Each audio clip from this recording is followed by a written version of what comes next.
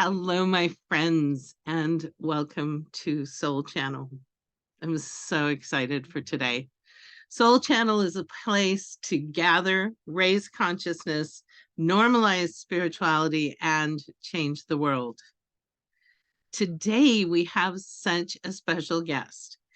It was through synchronicity that I came to meet this beautiful woman. She sent me an email in response to my request to be on her show. And the moment her message popped up on my screen, everything in me, all my intuitive channels lit up and said, oh no, you got to meet this one because she's special. And it's true. She really is. She's changing the world in ways that make a big difference in an area that is desperate, not desperate. Let's rephrase that.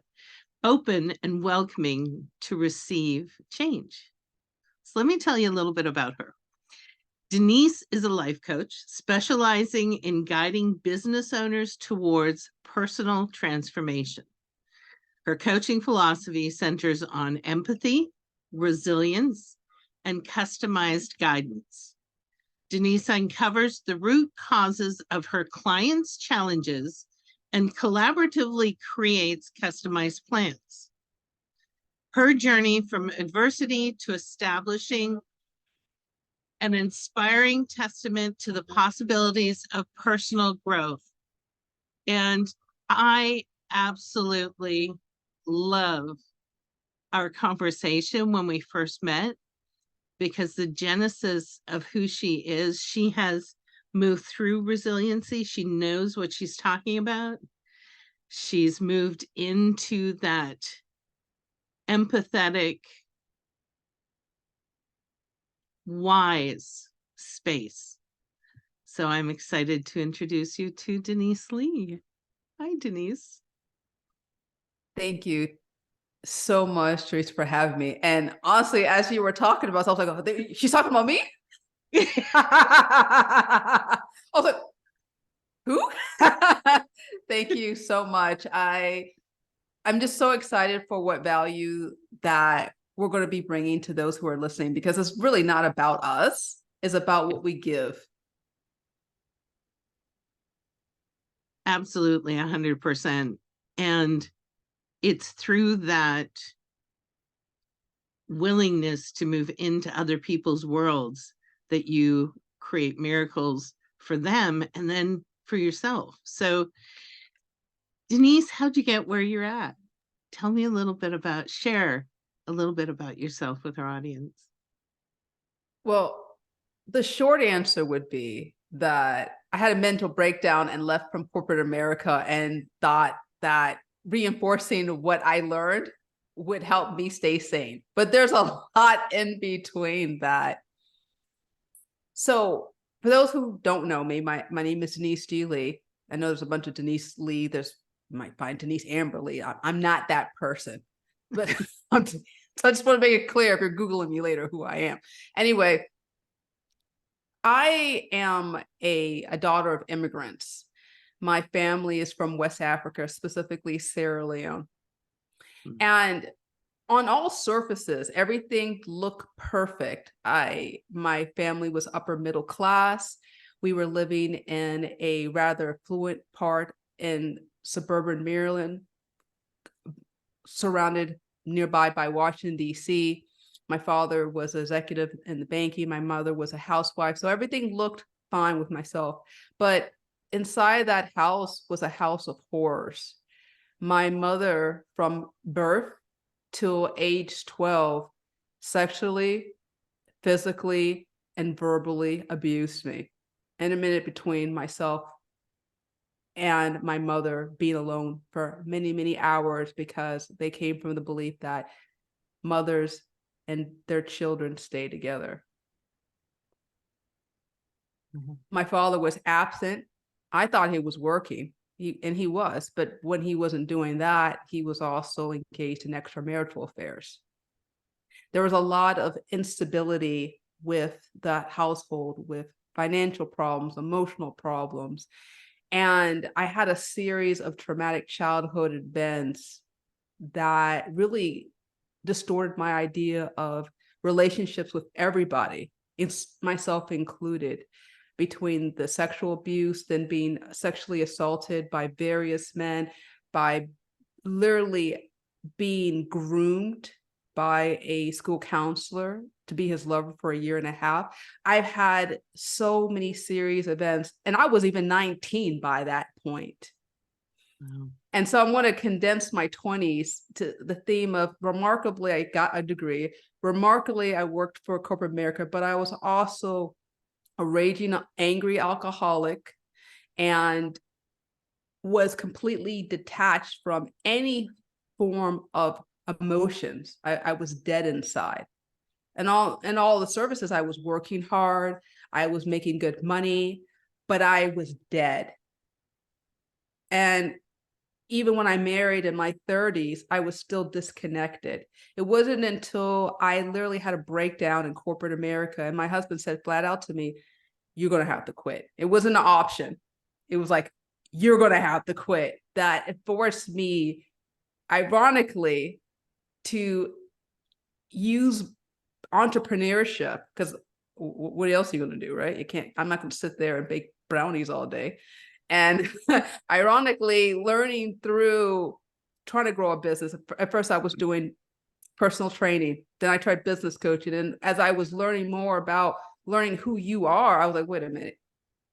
Clearly, there's more healing that needed to be carried, that I realized that the tools that I wish I knew throughout all that years of abuse, and I'm all that years of self-inflicted harm, and by and large, like, I'm condensing a lot of information for the sake of those people who are listening, but to understand that I get trauma, I get self-inflicted harm, I get addiction, because I lived it, I breathed it for 25 plus years, and I'm here to tell you the tale that everyone can get well. It's just a matter of having the right support and self-conviction to heal. That is so profound. Thank you for being vulnerable and courageous and honest about where you came from. It is so vital that people today receive implicit permission to step into the horrors of what they've experienced in their formative years. Because the moment that we take it outside of ourselves, right, and we're able to talk about it, then we're able to start the healing process. And that's just my opinion.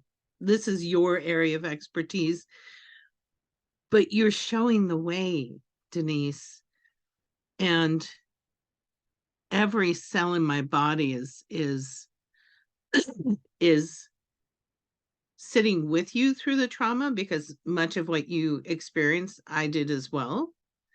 And celebrating that we have this beautiful soul, this beautiful woman who's willing to step up and say, oh, no, I got this. Not only do I got it, but dude, I have the master's degree in trauma recovery, because it moving to where you are now, where you're that shining bright light, that's what we need. And that's, so tell me a little bit about that transition period. So before I answer that question, because it's a really valid question, I want to, for everyone that's listening, I want them to understand that in the late 90s, Kaiser Permanente, the big insurance company, and the US government partnered together, and they created this study called the Adverse Childhood Experiences, ACE. And they came up with this 10-point quiz. And basically they were trying to figure out, based on the types of experiences you had, whether or not you would be set up for health problems, mental health issues, all sorts of stuff.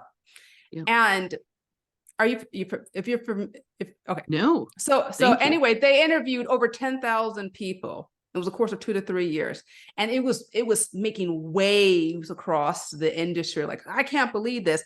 But believe it or not, they found that there was a strong correlation between those who had experienced physical, verbal, abuse, when I say abuse, it's not necessarily being physically hit or verbally hit, it's neglect, abandonment, not a sense of safety and security. There was linked with people who were causation towards all sorts of things between asthma, diabetes, depression, generalized anxiety disorder, just to name a few. So what I'm saying all this to say is that I had so much anxiety that I couldn't even function. It'd be a great day if I went through not even one panic attack, because my nerves were so jarred at all times. My system was completely dysregulated. And that's what trauma does to your, not just your physical body, right? But your mental state of awareness. And so my journey wasn't really so much about understanding the tools of how trauma affects me. It was actually getting to a state where my body was regulated once and for all. I wasn't suspicious, nervous, pessimistic, alarmed. And those are all the things that kept us safe when we were in those unsafe situations. But now it's causing us harm.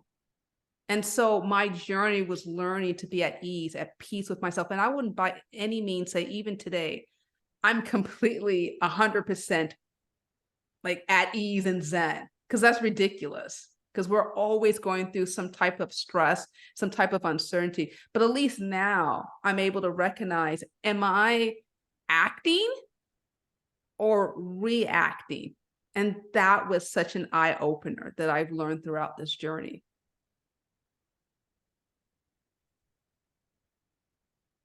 Brilliant. And thank you for sharing the information about the study. I think it's powerful to know that it's being recognized and understood, and that trauma occurs on many, many, many levels.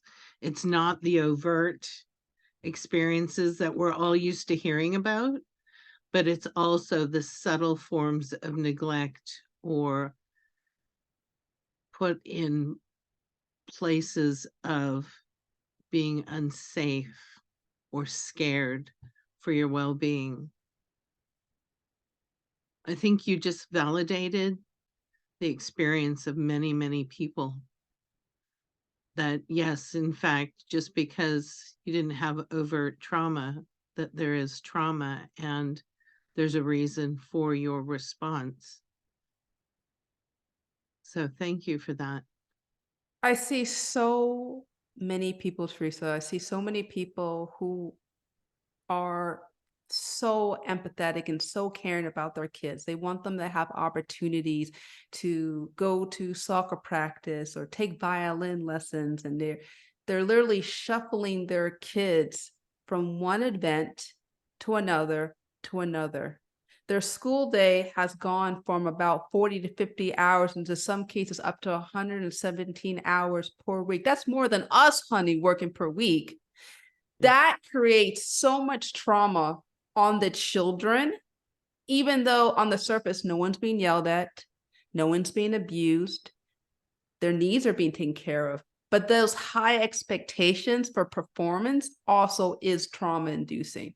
So trauma, like you said earlier, it can come in all different shapes and sizes. And in today's day, we're traumatizing our kids through technology and through overactivity. Tell me a little bit more about that, because that's not something I've heard of before, and I'd like to understand better, and I'm sure our audience would too.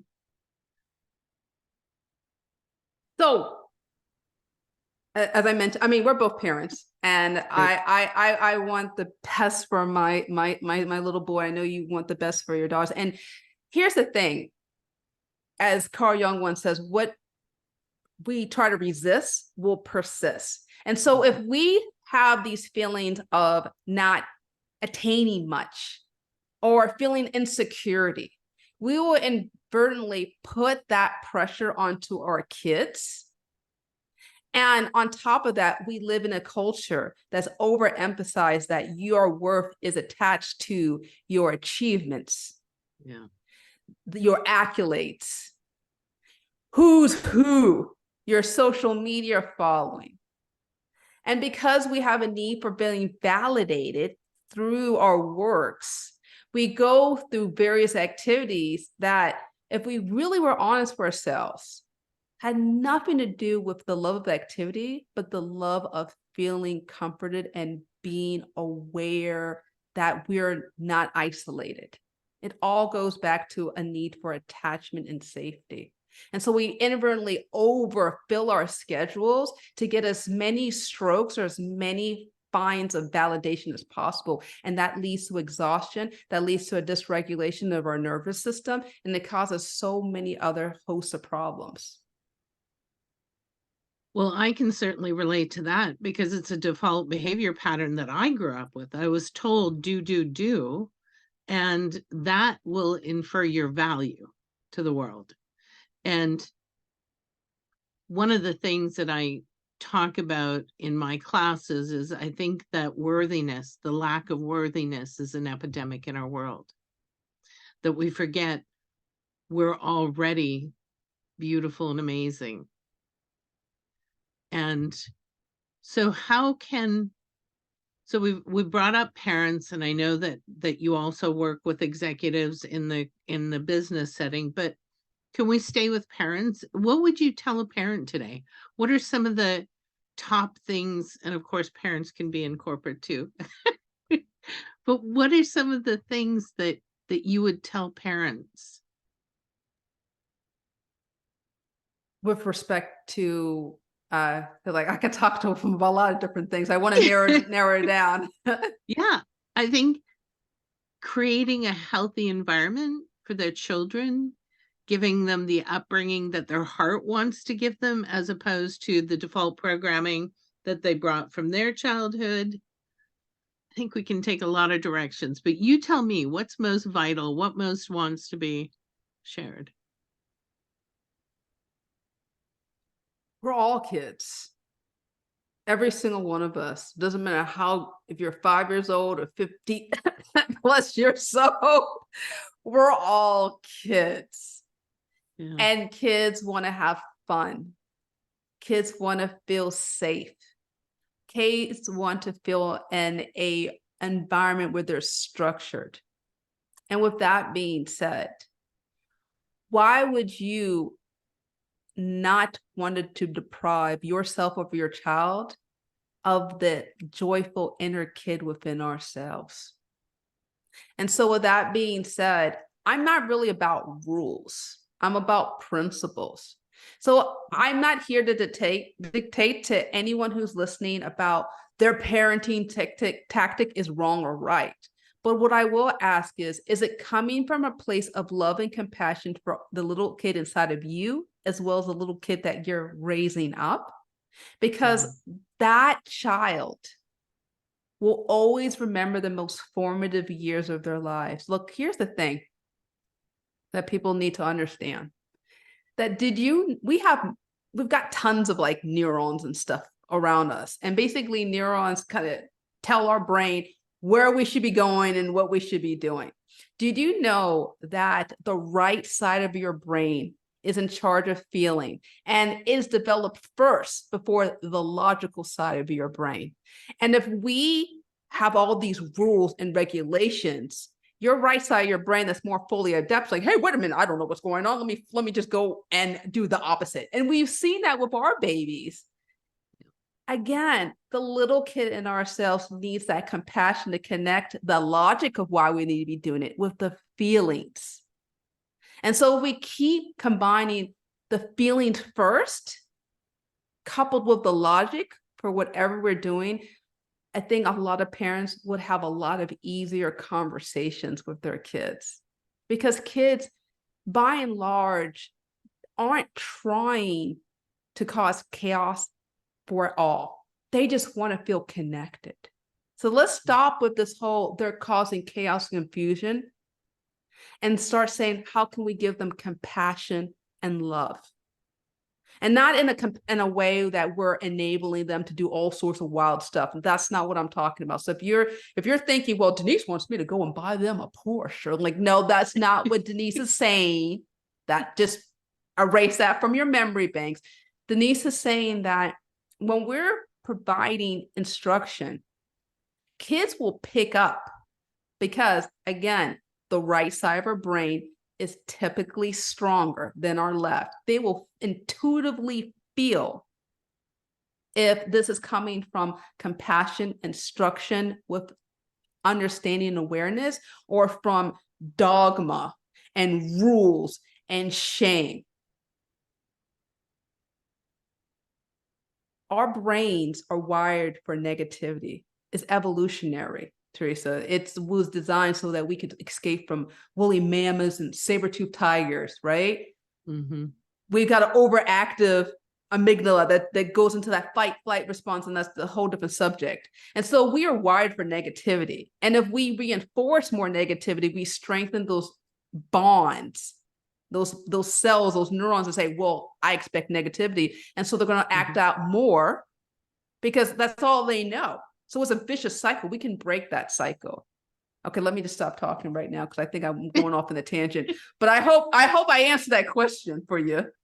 You did. And it's about connecting with them emotionally and being present with them.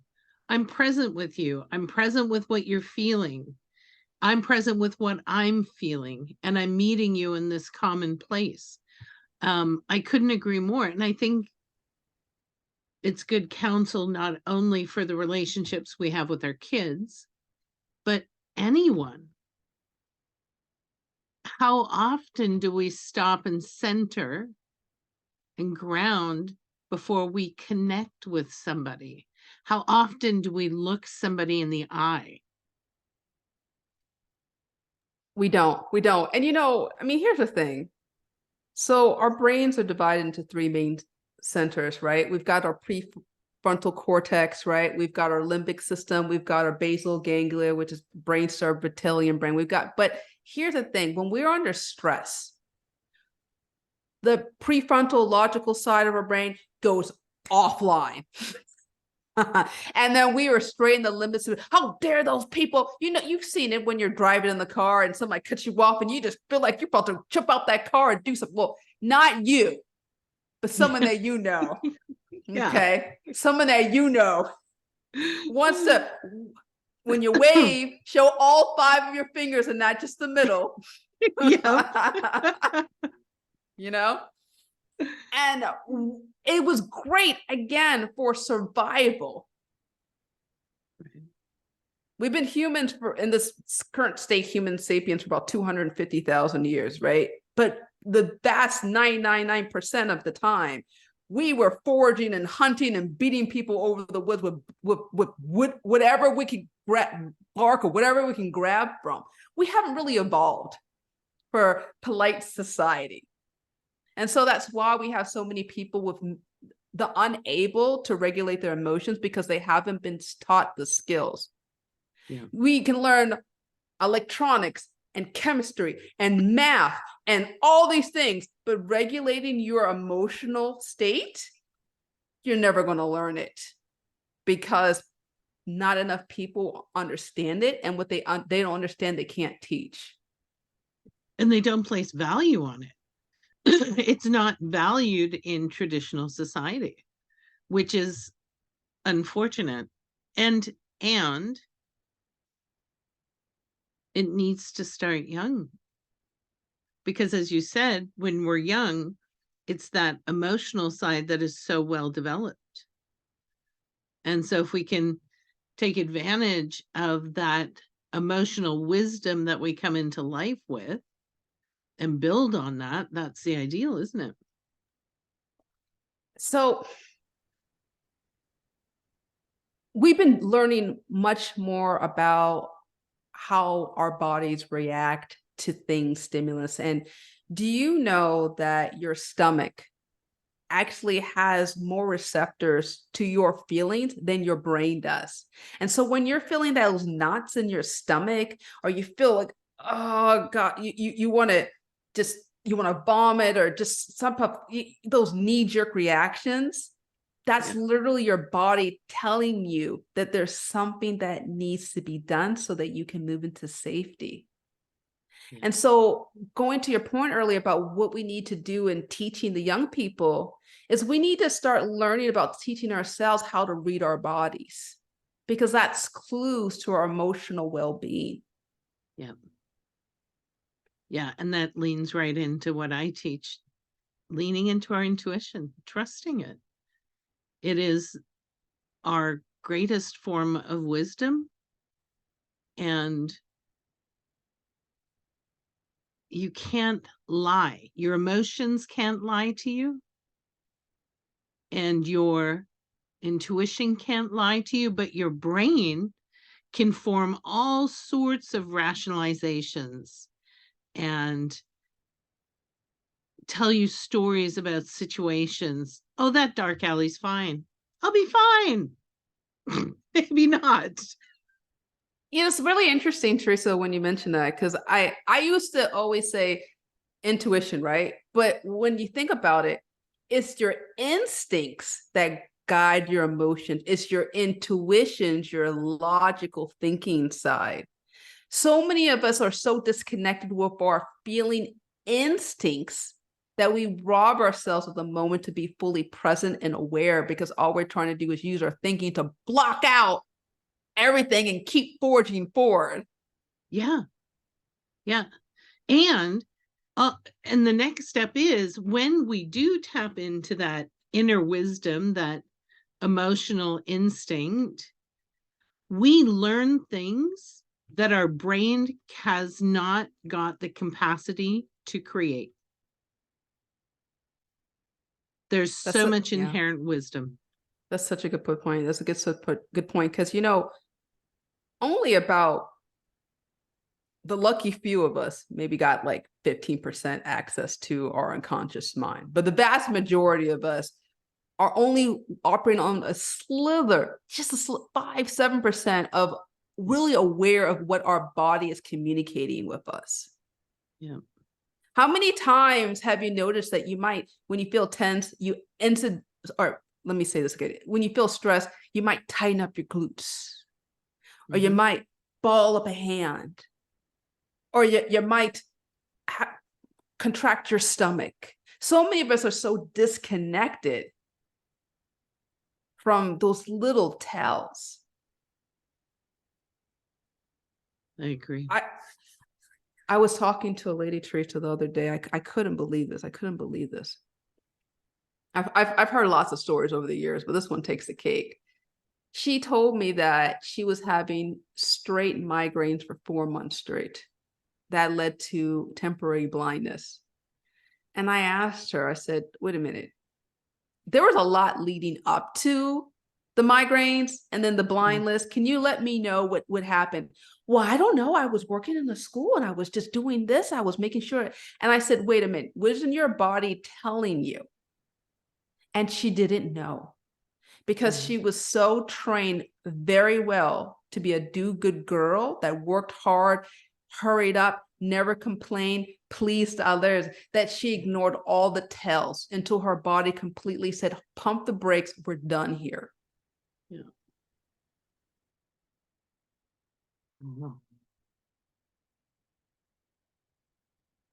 So let's talk about antidotes, because I think we've really defined what is a core opportunity, right? So let's talk about, what are the small steps that we can take to move towards creating this relationship with our body and being fully self-realized from that perspective? That's a really good question. And as people are watching or listening to it, however you're accessing this content, understand that everybody's journey is going to be different. I'm going to suggest a whole bunch of things, but as you're listening to me, I want you to literally grab a pen and paper and write down the one that just lights you up and makes you excited, because that's going to start to lead you towards your own development and your own personal healing journey. That being said, one of the most simplest ways to get reconnected with your body is get connected to the things that you consume. For a lot of us, we are quickly just downing stuff down, glug, glug, glug, glug, glug, shoveling. We're not allowing our body the pleasure of consumption. When you grab your water bottle or whatever your beverage of choice is, hopefully non-alcoholic right now, I want you to literally wrap your mouth fully on the canister. I want you to feel the sensation of suckering your mouth together.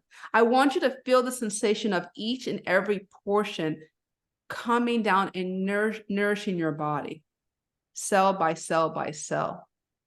So many of us don't even feel the nourishment from the food and the drink that they consume. That in turn will help you to stop having an overactive sympathetic nervous system and moving to a parasympathetic nervous system response. We are actually at ease and they're at calm. That's one way. Do you want me to continue? Okay. Yeah, please. Okay. The other way that I urge all of my clients to do is get into nature. There's a reason why you see a background of plants around me. Beyond just obviously it's refreshing the air and absorbing the carbon dioxide and giving us fresh oxide, it allows our body a chance to reconnect with the natural healing properties that Mother Earth has given us. I urge all the people who are listening, if you haven't done so already, take off your shoes, take off your socks, and walk on Mother Earth for 15 to 20 minutes. It will help you to release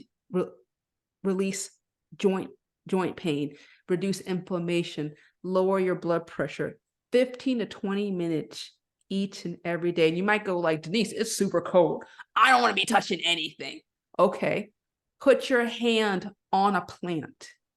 Let the healing properties that come from the plant heal your body. And I know this might sound like I know you're in Seattle, so you understand about this tree hugging, right? So literally hugging a tree. They knew something. They knew something. They didn't let us all know. We just called them all granola. They knew something. They knew something. The other thing that, and I've got so many other tips, but the other thing that a lot of people will help them towards their healing journey is this act of self-compassion, humility, and awareness. And so let me kind of break down what that looks like. Good, thanks. So for a lot of us, we are just moving on autopilot from shock to awe 24/7. This happened, I felt scared. This happened, I felt nervous. And we've just moved so much rapidly through the event instead of pausing and asking ourselves who I am, why I'm valuable, why this experience is helping me, what this experience is teaching me, and what I'm grateful for.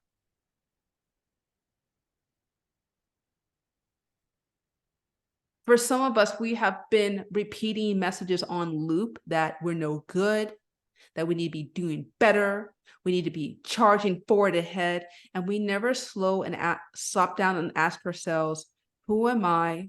Why am I worthy? And being worthy is not attached to your works. It's because you exist. Yep. How I'm learning, how I'm growing, and why I'm grateful. I'm grateful for this conversation that Teresa, that we're having. I mean it from the bottom of my heart. Yeah. I'm grateful for having these conversations like this because it helps me know that there's other people who are interested in learning and loving themselves back to health. Some of you guys need to get into the business of gratitude. Not just at the end of the day or the beginning with your journaling. I'm talking about throughout the day. That will help, again, for your body to get regulated and to understand that this hurt can be healed. Beautiful.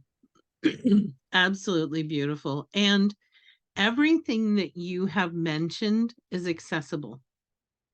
Every single one of us can do that. And like you said, take one thing and say, I love myself, so I'm going to do this.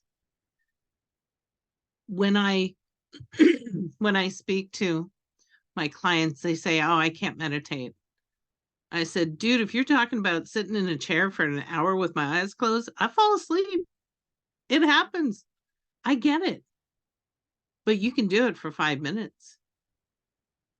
And a bite, just a small piece, is better than nothing. I love that. You know, there's so many different ways. I mean, there's ice therapy. I've used dream therapy. There's self-hypnosis. There's yoga. I mean, the list goes on and on and on and on. Yeah. But here's the deal. If you think it's bogus, you'll confirm in your mind is bogus and you won't fully show up and then benefits won't occur. Right. Yep. So it doesn't matter what you and I got to say. Do you believe in it for you? And if you're expecting instant results, then you've missed the whole point of a practice. Just like, you know, I don't believe for a second that I could have showed up fully present talking with you right now had I not bombed lots of other conversations. It took practice. Yeah. And I see people thinking that they're going to wake up and feeling healthy, sexy, wonderful, and beautiful with just listening to a conversation like this alone. It's not going to happen. Just like listening to a lecturer and then thinking you're going to get an A on the exam. Like, it's not going to happen. We need to stop putting these insane real expectations on ourselves and then getting depressed. Because that's part of, again, the distorted thinking that induces more sadness, more heartache. We got to stop that. It is. It's a practice, and it's an investment in your life. And every single human being listening or watching to us now, hear this and receive it. Say, I receive this. I believe every single human on this planet is here for a reason, and our job is to figure out what it is. And we do that by the self-discovery within, by finding the beauty within, and then reflecting it out. So what is the small step that you out there can take today? What are you going to do to love yourself? And like you said, pick one, right? This ain't rocket science. All I want everybody to do is to understand that whatever your mom, your dad, Uncle Jimmy, cousin Amy down the street said about what they did or who they watched got them well may not work for them, may not work for you, and that's okay.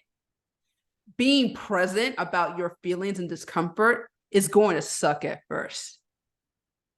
Not gonna lie. And that's why so many of us bail quickly on personal development.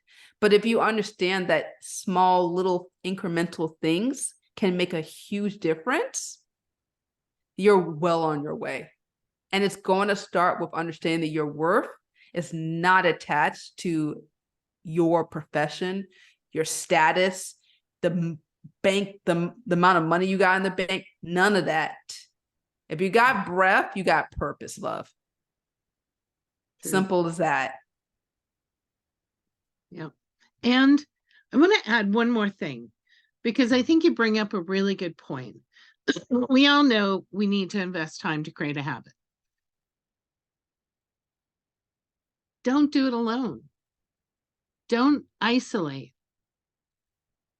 Open yourself up to finding a mentor, finding a guide, bringing people into your life that support your well-being, that believe or hold the same values that you do. I think that's vital. I don't think we're meant to do this by ourselves.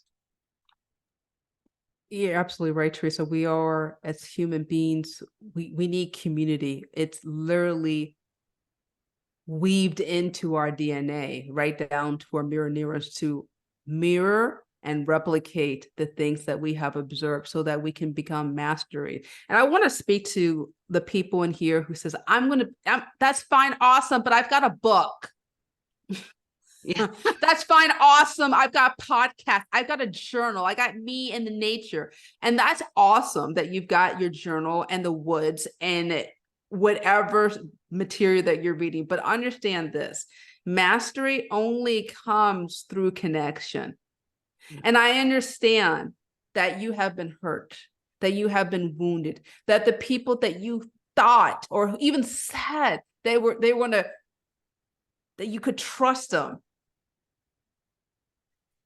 You may have listened to, Dionne Warwick and them talking about, call on me and I'll be there and I'll be there in a hurry. But with that, you'll never worry. Well, they didn't come and they didn't come. And that sucks. Ain't nobody lying about that. Okay.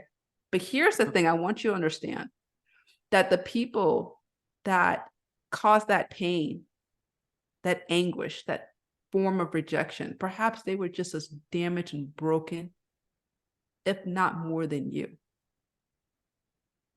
And that they were doing the best that they could. And maybe you can do the best for yourself by following people that emulate what you want to have. Because rolling around with people who are stunted emotionally, they're just going to reinforce all the stuff that you don't want to work on.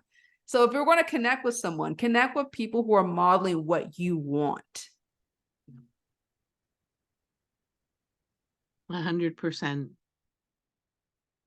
What are your values? What do you value? And do the people around you reflect those values back to you? Or only sometimes, or maybe never?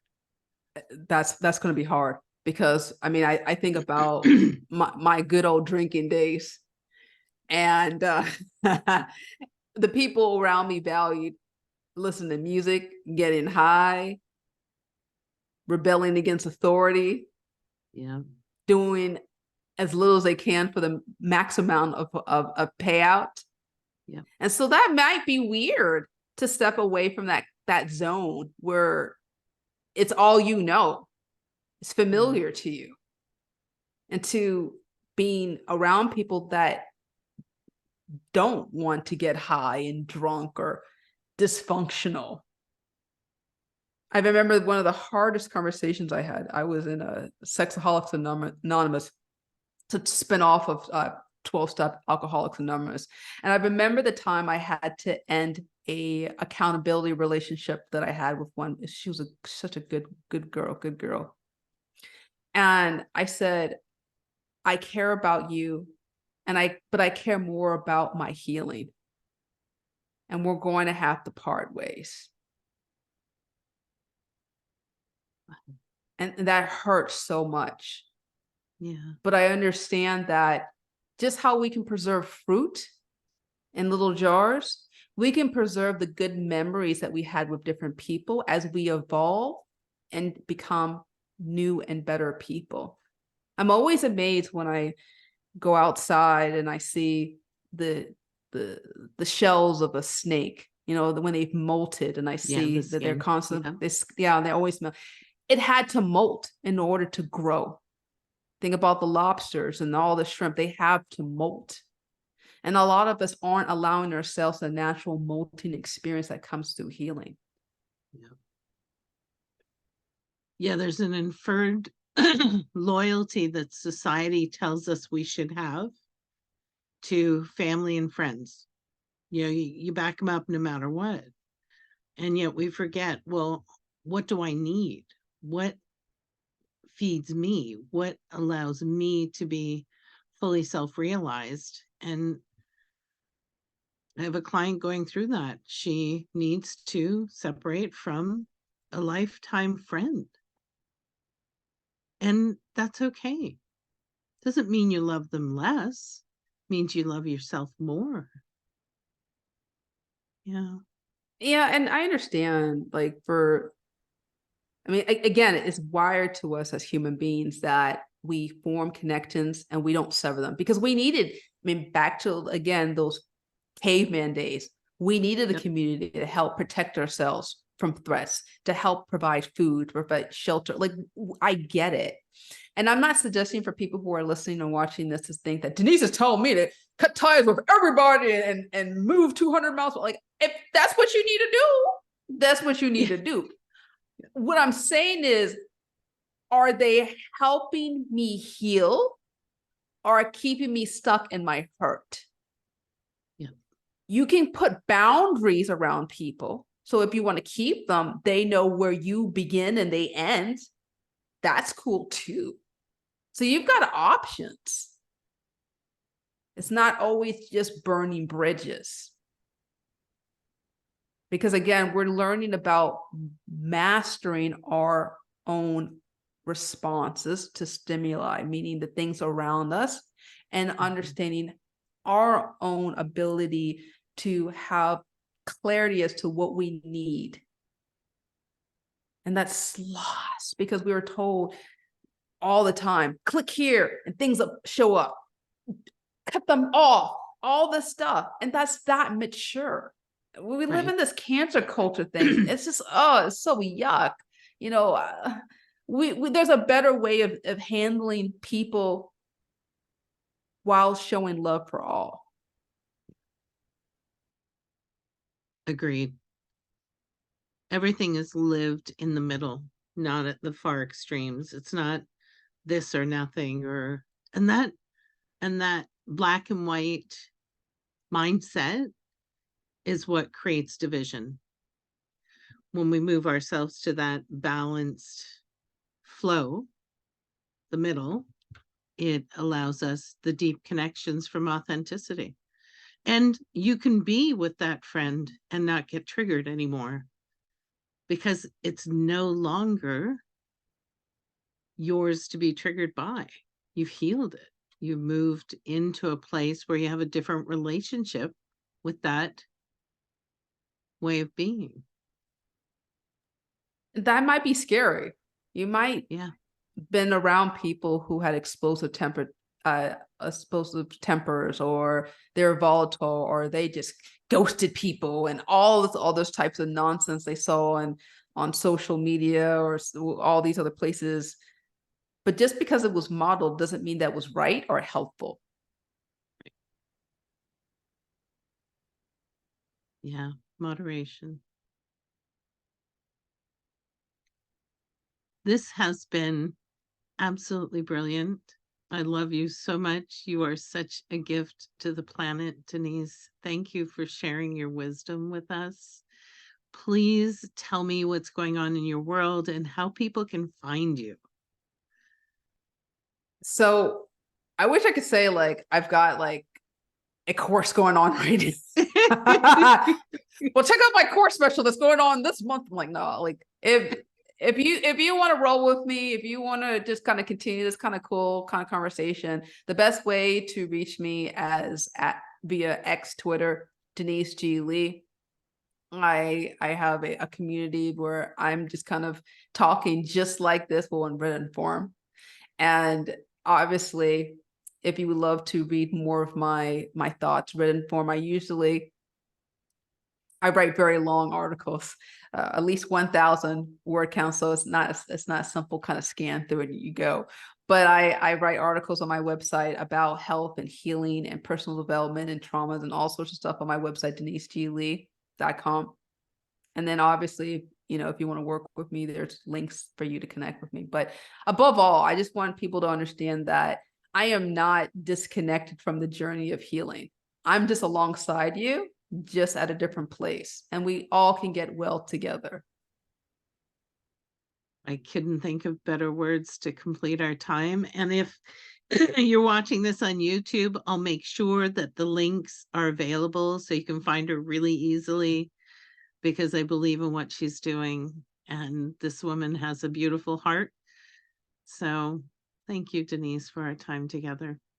Thank you so much, Teresa. I'm just so grateful for our experience with one another. Me too.